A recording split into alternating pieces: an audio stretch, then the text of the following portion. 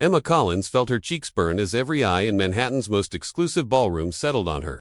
Her borrowed dress, which had looked elegant in the cracked mirror of her tiny queen's apartment, now felt like a cheap costume amid the real diamonds glittering under the Plaza Hotel's crystal chandeliers. The red wine stain spread down her ivory skirt like an open wound, courtesy of the Dom Perignon champagne Victoria Blackwell had spilled on her just seconds before. It hadn't been an accident. Victoria's green eyes shone with blood-curdling satisfaction.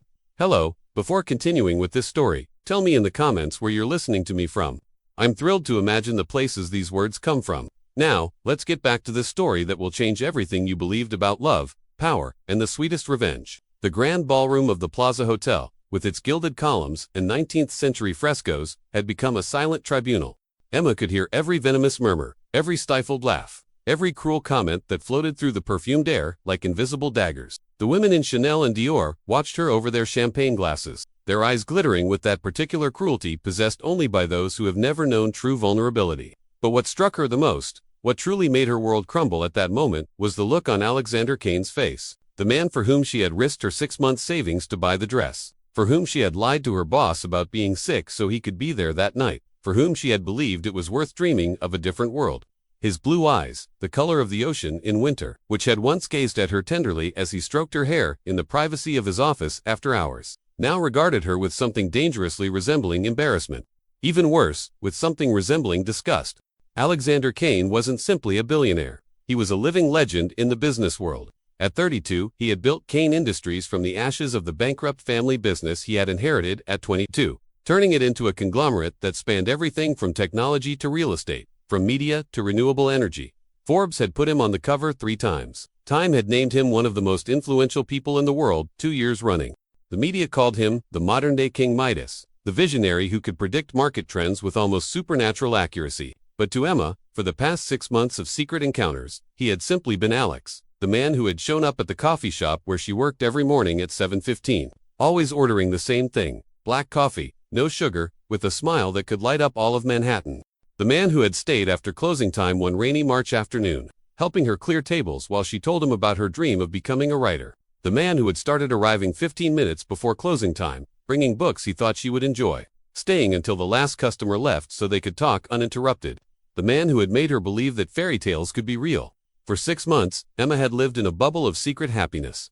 Alexander had explained that his position required discretion, that the media and investors wouldn't understand their relationship until it was more serious. She had accepted the dates in small family-run restaurants far from Manhattan, the meetings in his office after everyone had left, the whispered phone conversations late at night. She had believed she was protecting something beautiful and fragile, giving it time to grow without the pressure of the outside world. How naive I had been. Victoria Blackwell approached with the lethal grace of a panther. Heiress to an oil fortune stretching back for generations, Victoria had been raised for this world of power and privilege. Her Swiss education, her degree in economics from Harvard, and her family connections to the political and business elite had positioned her as the perfect candidate to become Alexander Kane's wife. The media had speculated about their eventual engagement for years, publishing photographs of them together at charity galas, state dinners, and vacations in the Hamptons. Victoria was everything Emma wasn't: sophisticated, connected, born into this world where money and power mingled like oxygen in the air. Her Valentino dress, an exclusive design in navy silk that had cost more than Emma earned in 3 years, was uncreased. Her platinum blonde hair was pulled back in a flawless bun that had taken 3 hours to style at the most exclusive salon on Fifth Avenue. Her jewels, a set of Burmese sapphires that had belonged to European royalty, sparkled like cold stars against her perfect skin.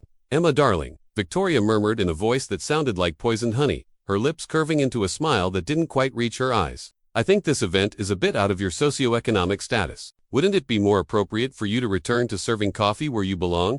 The words floated through the air like toxic fumes. Emma felt every conversation stop, every glance shift toward her, the entire world become a stage where she was the protagonist of her own public humiliation.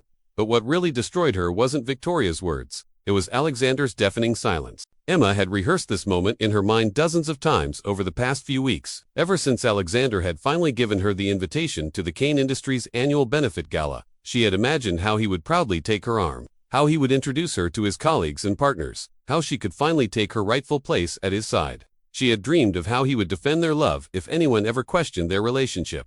He had never imagined that he would stand still like a statue, his eyes fixed on the marble floor, while the woman he supposedly loved was publicly humiliated. The seconds stretched like hours. Emma could hear her own heart beating in her ears, could feel the tears she'd sworn not to shed that night threatening to betray her. But more than anything, she could feel something fundamental breaking inside her, something that could never be repaired.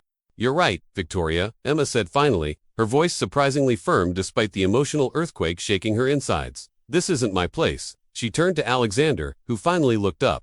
For a moment, Emma saw something that might have been regret in his blue eyes, but it was too little, too late. "Thank you for such an educational evening," he said with a smile that was pure determination disguised as courtesy.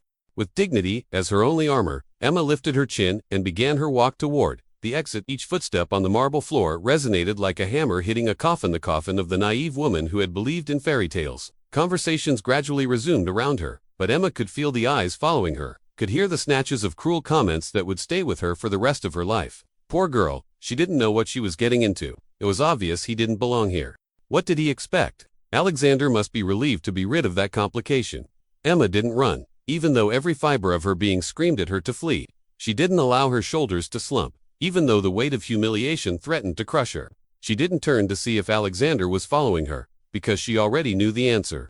In her small, imitation handbag, which she had bought at a thrift store in Brooklyn, her fingers found the object she had carried that evening as a good luck charm, a small red leather notebook that Alexander had given her 3 weeks earlier, during one of their secret dates at a small bistro in Little Italy. "It'll help you with your stories," he'd said then, his eyes shining with a tenderness Emma had thought was genuine. "I want to read everything you write in it." Now that notebook felt like the cruelest mockery in the universe. When Emma finally reached the street, the cold November air hit her face like a slap. The plaza doorman looked at her with ill-disguised curiosity as she waited for a taxi, her stained dress contrasting grotesquely with the luxury surrounding her.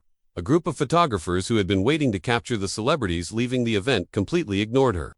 After all, she wasn't anyone important. Still, the trip back to Queens felt like crossing parallel universes. With each mile away from Manhattan, Emma felt the spell break completely. By the time the taxi pulled up in front of her 5-story apartment building, with its cracked brick facade and rusty fire escape, the transformation was complete. The Emma who had believed in fairy tales had died somewhere between the plaza and the Queensboro Bridge. In his place, someone new had been born.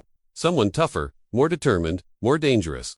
In her tiny studio apartment, with its kitchen that barely fit one person, and its bed that doubled as a couch during the day, Emma stripped off her stained dress and threw it on the floor.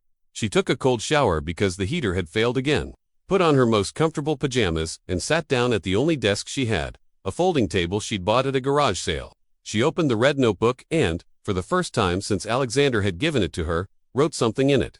"Dear Diary," he began, and then stopped. No, this wasn't a diary. This was something much more important. He erased the words and started again. "Today, November 5th, 2021. Emma Collins died in the Great Hall of the Plaza Hotel.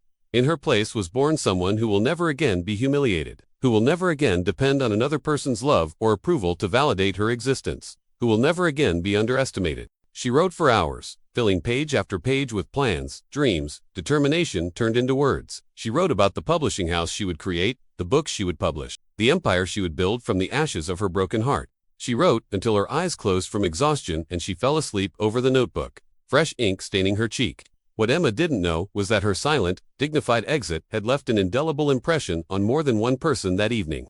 Alexander Kane had stood motionless for 20 minutes after she left, staring at the door through which she had disappeared, feeling a strange emptiness expand in his chest like an oil slick. Victoria had won the battle she'd been waging for months since discovering Alexander's secret relationship with the waitress. She'd used every connection, every favor, every piece of inside information to orchestrate this public humiliation. But the victory felt strangely bitter, like champagne that had run dry. Over the next few weeks, Alexander tried dozens of times to contact Emma. He went to the coffee shop where she worked, only to discover she had quit the day after the gala. He went to her apartment, but the doorman told him she had moved without leaving a forwarding address. He hired private investigators, but Emma Collins seemed to have vanished from the face of the earth. What Alexander didn't know was that Emma hadn't disappeared. She had simply ceased to exist. The first few months were the hardest of Emma's life. She had used all her savings, sold everything of value, and taken 3 different jobs to stay afloat while writing her first novel in every free moment she had. She worked as a waitress in a diner from 10 p.m. to 6 a.m., then she went straight to her job as an administrative assistant at a small law firm from 8 a.m. to 4 p.m. On weekends, she cleaned offices, and in every moment between jobs, he wrote. Her first novel was born out of pain. Ashes of Glass told the story of a young woman who discovered that the love of her life had been using her as a temporary diversion before marrying someone of her same social standing. But unlike real life, Emma's protagonist transformed her pain into power, building a media empire that eventually destroyed those who had underestimated her. It was revenge fiction, and it was absolutely brilliant. Emma wrote the novel in 4 months, working from 4:30 in the morning until 7 o'clock. Before her first assignment of the day, she wrote on napkins during her breaks, on her phone while riding the subway, on any available surface when the words threatened to explode out of her head. By the time he finished the first draft, he'd lost 15 pounds he didn't need to lose. His eyes were permanently bloodshot. His hands were calloused from writing by hand when he couldn't afford electricity for his laptop. But he had a story. And it wasn't just any story, it was the story that would change everything. The process of finding a publisher was a different kind of hell. Emma received 83 rejections before a small independent press in Brooklyn, run by a woman named Sarah Chen who had built her reputation publishing new and diverse voices. Read her manuscript. Sarah called her one Tuesday morning while Emma was cleaning bathrooms in an office building in Midtown. "Emma," Sarah said without preamble, "I just finished reading your novel for the 3rd time in a row. You need to come to my office right now. Cancel everything you need to cancel. This conversation can't wait." 4 hours later, Emma was sitting in Sarah's small, cluttered office, surrounded by towers of manuscripts and posters of books that had changed popular culture. "Your novel isn't just good," Sarah told him, "it's revolutionary. The narrative voice is unique. The characters are complex and real, and the plot kept me up until 4 in the morning. But there's more to it than that. There's an emotional honesty in your writing that cuts like a knife." Sarah leaned forward, her eyes shining with the intensity that only true visionaries possess. "I want to publish your book, Emma, but more than that, I want to build a career with you. I think you have the potential to become one of the most important voices of your generation." Emma felt like she was dreaming. After months of rejection, of self-doubt, of sleepless nights wondering if she was crazy for thinking she could be a writer, someone finally believed in her. But there was a problem. "I can't use my real name," she told Sarah. "Emma Collins needs to stay dead." Sarah studied her for a long moment. "Any particular reason?" Emma smiled, and there was something fierce about that smile that made Sarah sit back. "Let's just say I prefer certain people not to know what I'm doing until it's too late to stop me." 3 weeks later, E.C. Morgan was officially born. The name combined Emma Collins's initials with the surname she'd chosen in honor of her maternal grandmother, a woman who had raised 5 children alone during the Great Depression, and who had always told her that strong women didn't need rescuing. Ashes of Glass was published 6 months later with a modest first print run of 5,000 copies. Sarah had expected decent sales for a debut novel by an unknown author. What she hadn't expected was the phenomenon that followed. The book sold out in the first week. The reviews on literary blogs were extraordinary. Readers began talking about it on social media. Demand was so high that Sarah had to reprint 3 times in the first month. By the end of its first year, Ashes of Glass had sold 200,000 copies. International rights were sold to 16 countries. Hollywood began calling inquiring about film rights. E.C. Morgan had become an overnight sensation. But Emma didn't stop there. Her second novel, Hearts of Steel, was even better than the first. Her third, Armored Dreams, broke sales records. For her fourth novel, Queens of Ashes, publishers were vying for multi-million-dollar offers. Emma chose the largest publishing house in New York, but with very specific conditions. She wanted complete creative control. She wanted veto power over any marketing decision. And she wanted a clause guaranteeing that if she ever decided to start her own publishing house, she would have the resources and support to do so. It was a bold move for someone who was still technically a new author. But E.C. Morgan's sales spoke for themselves. For 3 years, Emma meticulously built her empire. She lived modestly despite her growing income, reinvesting every dollar into her career and education. She took business management courses at night. She studied the media and entertainment industries as if she were a general, preparing for war. She networked with other authors, editors, and agents, slowly building a network of contacts and allies. But more importantly than all of that, Emma transformed herself. The shy, vulnerable woman who had been humiliated at the plaza no longer existed. In her place had emerged someone completely different, confident, calculating, ruthless. Emma learned to dress like the successful woman she had become.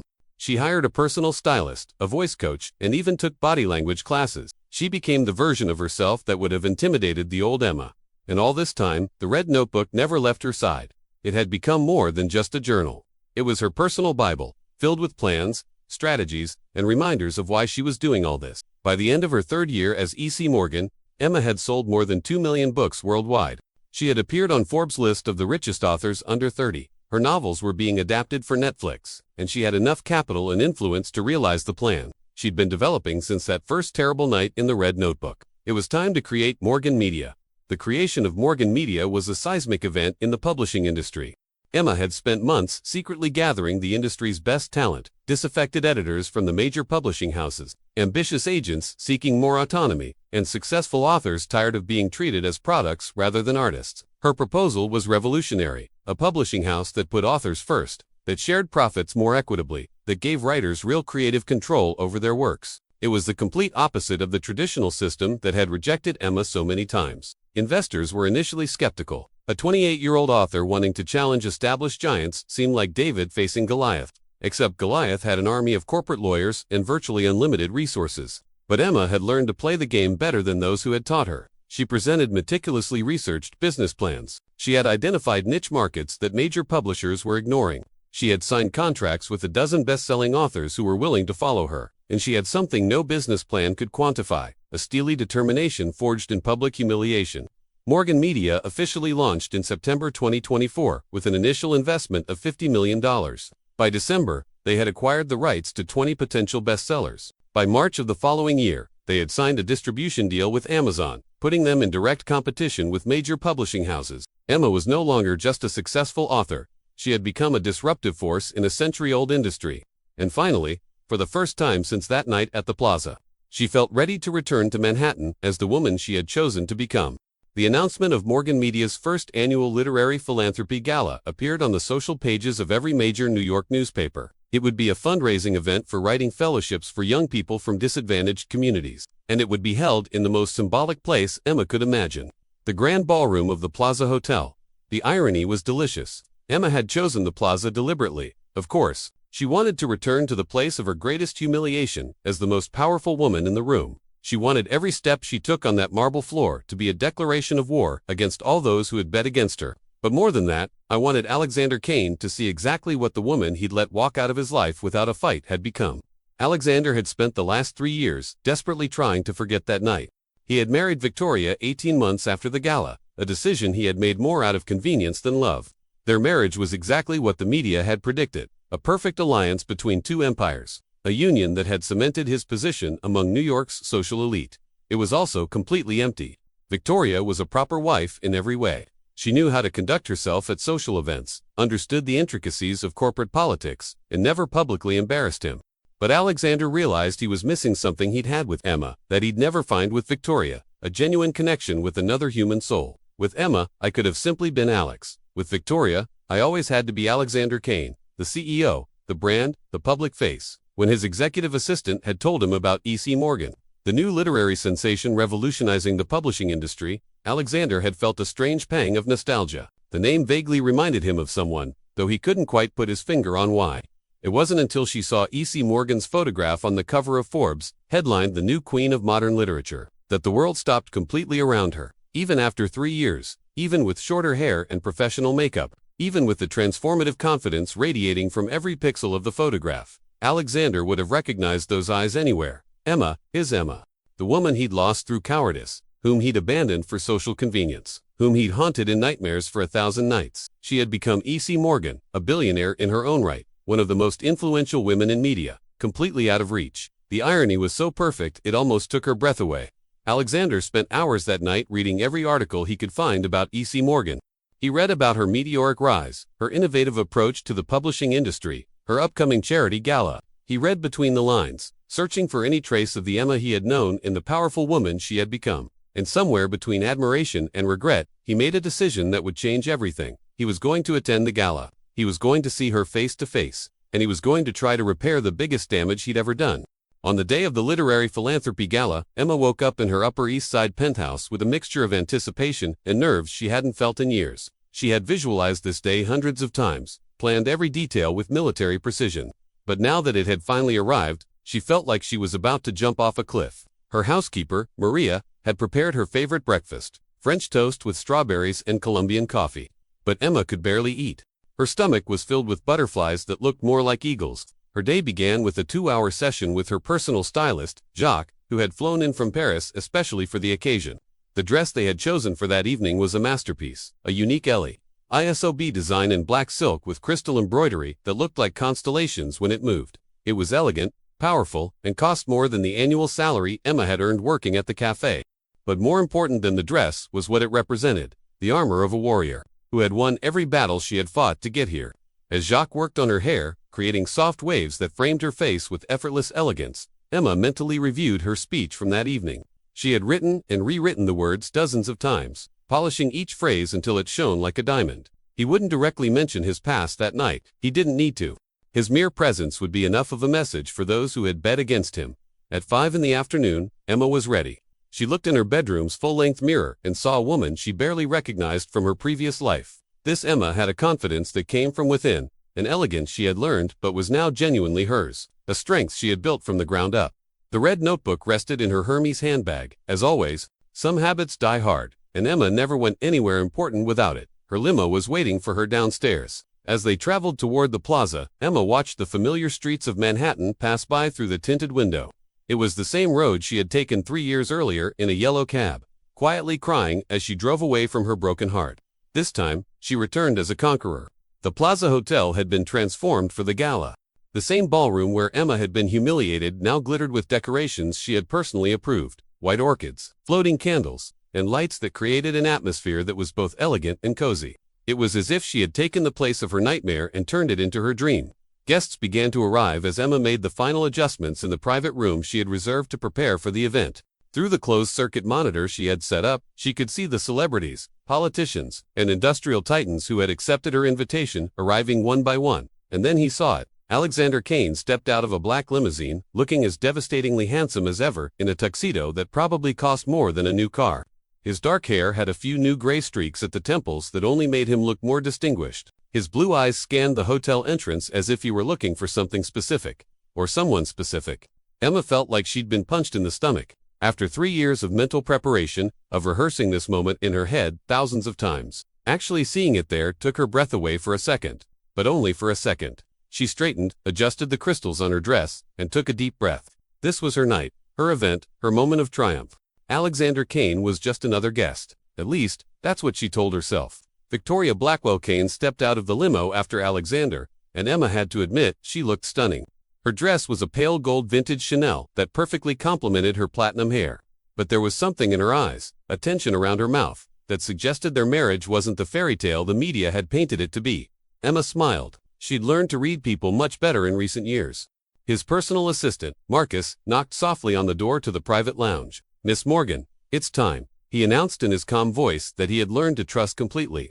Emma took the red notebook from her bag, held it for a moment like a talisman, and then put it away. Tonight she wouldn't need written reminders of who she was or why she was here. It was etched into every cell of her being. "It's time to make history," she muttered to herself. When the double doors of the great hall opened and Emma made her entrance, the effect was immediate and absolute. Conversation stopped as if someone had turned down the volume on the entire world. Camera flashes began to pop like fireworks, and every person in that room turned to see the woman who had conquered an entire industry in less than 4 years. Emma walked with the grace of someone born to be on this stage. Her dress flowed like black water, flecked with stars, and her smile was that of someone who knew exactly the power she had and wasn't afraid to use it. But his eyes were searching for only one person in the whole crowd. She found them almost immediately. Alexander was standing near the bar, holding a glass of whiskey he seemed to have forgotten he had. His eyes were fixed on her with an intensity that could have lit a paper on fire. Victoria was at his side, but for the first time since Emma had known them, Alexander wasn't paying attention to his wife. Emma allowed her eyes to meet his for exactly 3 seconds, long enough for him to see that she'd noticed, long enough for him to understand that he no longer had power over her. And then, with devastating grace, she averted her gaze and continued moving around the room as if he were invisible. The crowd naturally parted to let her pass, not out of deference, but out of magnetic respect. Emma had learned that true power isn't demanded, it radiates. He moved from group to group, greeting his guests with the ease of someone who had fully mastered the art of social conversation. He spoke with the mayor about urban literacy initiatives. He discussed emerging literary trends with the editor of the New York Times. He chatted about film rights with some of Hollywood's most powerful producers. In every conversation, it was clear that Emma not only belonged in this world, but was redefining it on her own terms. Alexander watched her from a distance, mesmerized. This wasn't the vulnerable Emma he had met 3 years earlier. This was a woman who had completely transformed not only her status, but her very essence. She carried herself with a confidence that was both magnetic and intimidating. She spoke with authority on complex subjects. She commanded respect without asking for it. She was the most fascinating woman in a room full of fascinating people, and he had lost her through cowardice. Victoria followed her husband's gaze and felt a pang of something she hadn't experienced in years: real fear. During their marriage, she had had complete control over Alexander. He had been a proper but predictable husband, more interested in his business dealings than in romantic adventures. But the way he was looking at E.C. Morgan suggested an emotional intensity that Victoria had never inspired in him. And then Victoria realized something that made her blood run cold. I'd seen those eyes before. That particular way, the corners of his mouth wrinkled slightly when he smiled. That specific way he tilted his head when he listened intently. E.C. Morgan was Emma Collins. The petite waitress he had humiliated 3 years earlier had become the most powerful woman in the room. Victoria felt as if the ground was shifting beneath her feet. Her entire life had depended on keeping people in their proper places, on ensuring that social hierarchies remained intact. But Emma Collins had broken all the rules, completely rewritten the rules of the game. And now Victoria realized she no longer had any power over her. Worse still, she realized that Emma had power over her. The master of ceremonies announced it was time for the evening's main speech. Emma made her way to the podium they'd set up in the center of the hall, the same spot where she'd stood 3 years earlier while Victoria poured champagne over her dress. The symmetry was perfect. The room fell silent as Emma adjusted the microphone. When she spoke, her voice was clear, strong, and carried the authority of someone who had earned the right to stand at that podium. Good evening, and thank you for joining us for this first ever Morgan Media Literary Philanthropy Gala. Tonight isn't just about raising funds for writing scholarships, although that is certainly a cause I'm deeply passionate about. Tonight is about the transformative power of stories, and how words can change lives in ways we never imagined. Emma paused, allowing her eyes to scan the room. She lingered briefly on Alexander, who stood completely still, as if holding his breath. A few years ago, Emma continued, I was a completely different person. I believed my worth depended on the approval of others. I believed my place in the world was determined by circumstances beyond my control. I believed the stories that mattered were the ones others wrote about me, not the ones I could write about myself. A murmur of recognition ran through the room. Many of the guests were familiar with E.C. Morgan's official biography, the inspiring story of a young working-class woman who had built a literary empire from scratch. But there was something about the way she was speaking tonight that suggested a deeper, more personal truth. But then I learned something fundamental about the power of narratives, Emma continued, her voice gaining strength. I learned that the most important story you can tell is the story of your own transformation. The story of how you choose to get up after you've been knocked down. The story of how you turn your pain into purpose, your rejection into determination, your humiliation into power. Alexander felt as if every word was directed specifically at him, and maybe it was. Words have the power to heal, but they also have the power to build. Emma continued. They can build bridges between worlds that seem incompatible. They can build empires from the ashes, and they can build entirely new versions of ourselves when old versions no longer serve us. Her gaze met Alexander's across the room, and this time she didn't look away. That's why we're here tonight. Not just to celebrate success, but to ensure other young people have the tools and opportunities they need to write their own transformational stories. To ensure no one else has to believe their worth is determined by the limitations others place on them. The ensuing applause was deafening.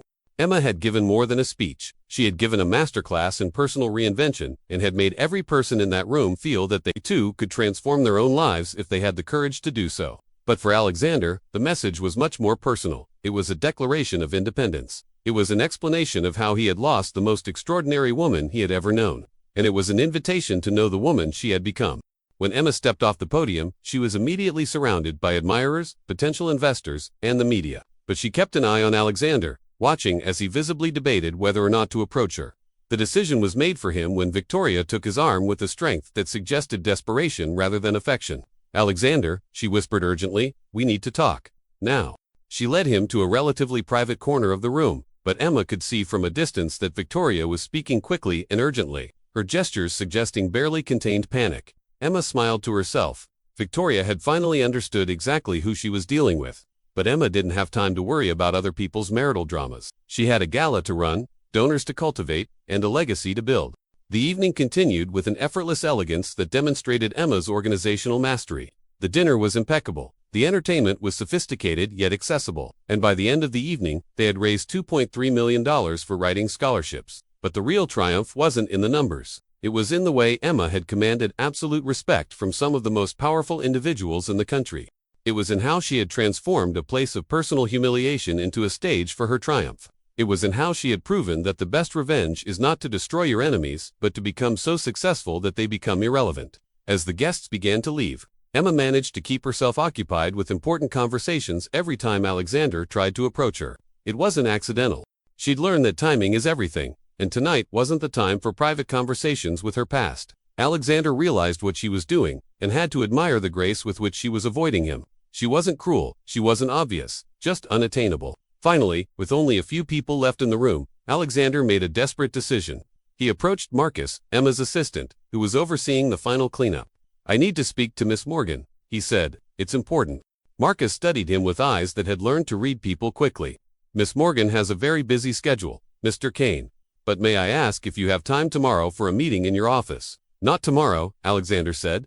"Tonight, please. Just 5 minutes." Marcus disappeared and returned a minute later.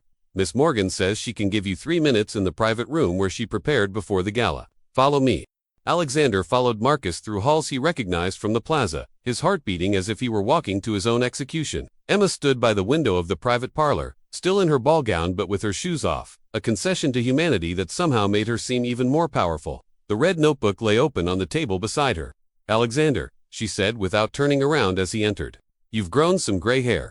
The casual remark hit him harder than any accusation could have. "Emma," he began, and then stopped. How could he summarize 3 years of regret in 3 minutes? She finally turned to look at him, and Alexander gasped at how she'd changed. Not just physically, though she was more beautiful than ever.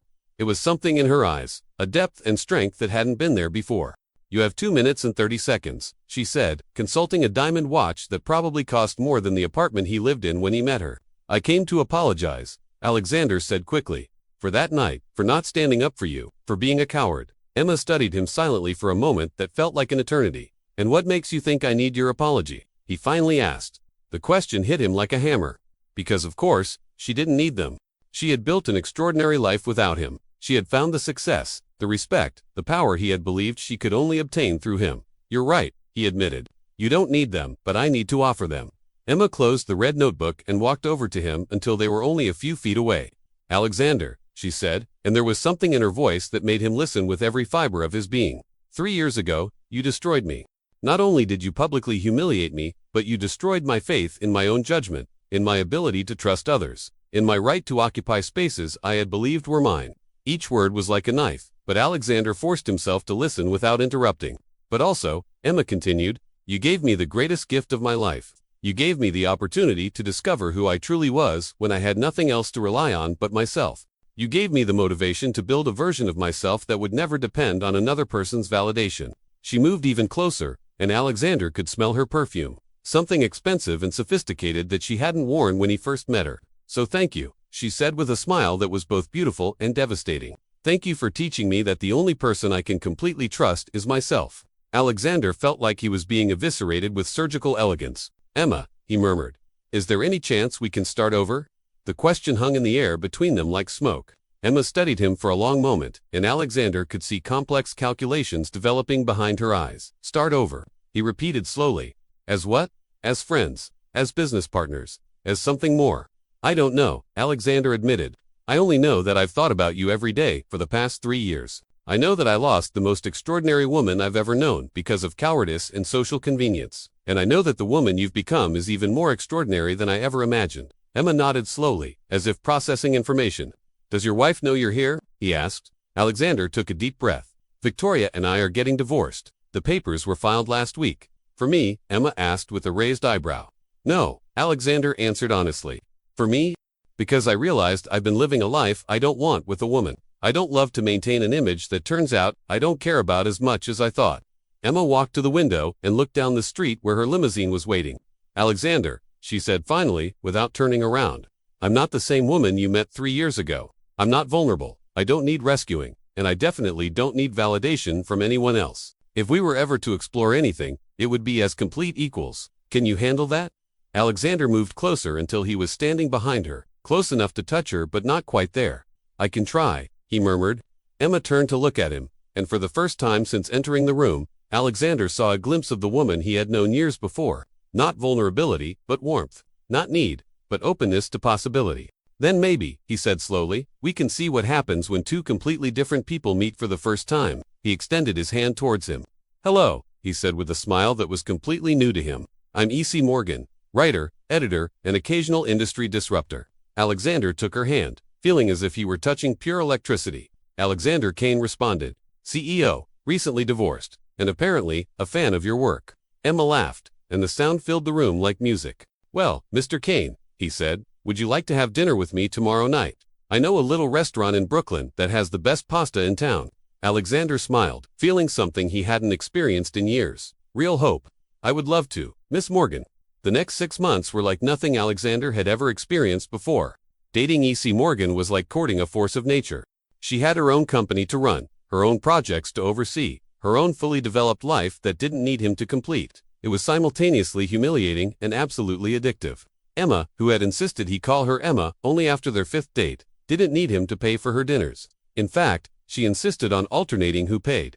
She didn't need him to pick her up in a limo. She had her own driver. She didn't need him to protect her from photographers. She had her own public relations team. What she did need was for him to be genuine, intelligent, and emotionally available in ways he had never learned to be during his marriage to Victoria. It was a steep learning process, but Alexander discovered he liked the challenge. He liked that Emma made him work for her attention. He liked that she had her own opinions on everything, from politics to art and literature. He liked that she could challenge him intellectually in ways no one else in his life had ever done. More than anything, he liked the version of himself he was when he was with her. With Emma, he didn't have to be Alexander Kane, the brand. He could simply be Alex, the man who laughed at her jokes, who valued her opinions, who was genuinely interested in her thoughts and dreams. Their first official date was at a small Italian restaurant in Brooklyn Heights that Emma had deliberately chosen. There were no paparazzi, no tables reserved for VIPs, no sommeliers who knew Alexander by name. It was just a place where the food was extraordinary and conversations could flow uninterrupted. Alexander arrived nervously, like a teenager on his first date. Emma was already there, calmly reading a manuscript while she waited, and when she saw him arrive, she smiled at him with a warmth that struck him like a bolt of lightning. Punctual, she observed, closing the manuscript. I like that in a man. Do you always read on dates? Alexander asked as he sat down. Only when the date arrives exactly on time, Emma replied with a mischievous smile. It was a test. By the way, if you had been late, I would have ended the date before it even began. Alexander laughed, genuinely surprised by her directness. What if I had arrived early? Then I would have known you were as nervous as I was, Emma admitted. The raw honesty of her answer completely disarmed him. For years, he'd been used to complex social games, to conversations that were more about what wasn't said than what was said. But Emma had changed the rules of the game completely. The dinner lasted 3 hours. They talked about books, about dreams, about the winding paths that had led them to where they were. Alexander told her about the pressure of rebuilding his family's business after his father's death, about how he had sacrificed personal relationships on the altar of corporate success. Emma told him about the years of struggle after the gala, about how she had transformed grief into creative fuel. They didn't mention that night directly, but it hovered between them like a ghost they both recognized but weren't ready to face. Their second date was at the Museum of Modern Art, where Emma had a private membership that allowed her after-hours access. They wandered through empty galleries, discussing art and life with an intimacy Alexander had forgotten was possible. Their third date was at Emma's penthouse, where she cooked him a simple but perfect dinner: seafood, pasta, and a salad she had prepared with herbs from her own rooftop garden. Alexander stared at the apartment, which was elegant but not ostentatious, comfortable but clearly expensive, personal but not cluttered. It's beautiful, he said finally. Thank you, Emma replied. It's the first place I've ever had that truly feels like home. When did you buy it? 2 years ago, when I finally had enough money for the down payment I wanted. Before that, I was renting. Alexander nodded, remembering the tiny apartment in Queens where he had tried to find her after the gala. Emma, he finally said, can we talk about what happened between us? Emma placed her wineglass on the table and looked directly at him. Are you sure you're ready for that conversation? Alexander nodded, although he wasn't sure of anything. That night, I told you I loved you, Emma began calmly. I told you I was ready to face whatever it took to be with you. I told you I didn't care what the media or society thought. I just wanted to be by your side. Alexander closed his eyes, remembering. And you told me you'd give me an answer after the gala. That you needed time to think about how to make it work. Each word was a precise stab, and then, when the time came to defend what we had built together, you chose silence. You chose your image over my dignity. You chose ease over courage. Alexander opened his eyes and saw tears in Emma's for the first time that night. But you know what? She continued, gracefully wiping away her tears. That night, I learned something fundamental about myself. I learned that I would never again allow my happiness to depend on someone else's decisions. I learned that I had to love myself before I could love anyone else. He stood up and walked to the window, where the lights of Manhattan glittered like fallen stars. So yes, Alexander, We can talk about what happened between us. But only if you understand that the woman you knew no longer exists, and the woman I am now doesn't need anyone to rescue her." Alexander stood up and approached her, standing close enough to feel her warmth but without touching her. "I don't want to rescue you," he said softly. "I want to know you, the real woman you are now." Emma turned to look at him, studying his face as if reading a map. "Why?" he asked. "Why now, after 3 years?" Alexander took a deep breath, knowing this was his only chance to be completely honest. "Because for 3 years I've lived with the knowledge that I let go of the most extraordinary person I've ever known. Because I married a woman who was perfect on paper but with whom I could never be myself. Because I built an empire but lost my soul in the process. And because when I saw you that night at the gala, when I saw what you'd become, I realized I want to be the kind of man who deserves to know that woman." The words floated between them, honest and vulnerable in a way Alexander had never allowed them to be before. Emma studied him for a long moment, and Alexander could see that she was making a decision that would change both of their lives. "Okay," he finally said, "we can try, but let's do it properly this time. No secrets, no shame, no hiding. If we're going to do this, we'll do it like the adults we are now." Alexander felt like he could breathe for the first time in years. "Okay," he said. "What are your terms?" Emma smiled, and there was something both mischievous and serious about that smile. "First of all, no lies. Not small, not big. Not just for convenience. Brutal honesty or nothing. Second, no hiding. If we're going to be together, let's be together publicly. No secret restaurants or after-hours get-togethers. Third, I wouldn't trade my life for you, and you wouldn't trade yours for me. We found a way for our lives to complement each other without either of us sacrificing who we are." Alexander nodded with each term. "And the fourth term?" he asked. Emma moved closer until they were almost touching. "There's no fourth term," he murmured. "Just one promise. That if we ever hurt each other again, we'll be brave enough to end this before it turns toxic." Alexander raised his hand and, very slowly, caressed her cheek. "Promise made," he whispered. And then, for the first time in 3 years, Alexander Kane kissed Emma Collins. But this time, they weren't holed up in an after-hours office or a discreet restaurant. They were standing in his penthouse, as equals, as adults who had learned enough about themselves and about life to know what they truly valued. The following months were a period of rediscovery for both of them. Alexander had to learn to be with a woman who didn't need him financially, who had her own opinions about everything, who expected to be treated as an equal partner in every decision. Emma had to learn to trust again, to allow someone else to see her vulnerabilities without using that information against her. It wasn't easy. There were arguments, misunderstandings, moments where both questioned whether they were doing the right thing. But there was a fundamental honesty in their relationship that hadn't existed before, a foundation built on mutual respect rather than need. The true test of their relationship came when the media discovered they were dating. The tabloids went wild with the story. The billionaire CEO and the literary sensation. The crumbling marriage and the blossoming romance. A Cinderella story with a modern twist. Emma handled the media attention with the grace of someone who had learned to control her own narrative. She gave selective interviews, stayed focused on her work, and never allowed personal drama to overshadow her professional achievements. Alexander, for his part, learned to be publicly proud of the extraordinary woman he was dating. There were no more secrets, no more shame, no more need to hide. But the real test came 6 months after they started dating, when Victoria hosted what the media called the divorce party of the year in the same Plaza ballroom where it all began. It was a calculated move. Of course, Victoria knew exactly what she was doing by choosing that location, on that exact date marking the anniversary of Emma's original humiliation. It was a last-ditch attempt to recapture some of the narrative power she'd lost when Emma became E.C. Morgan.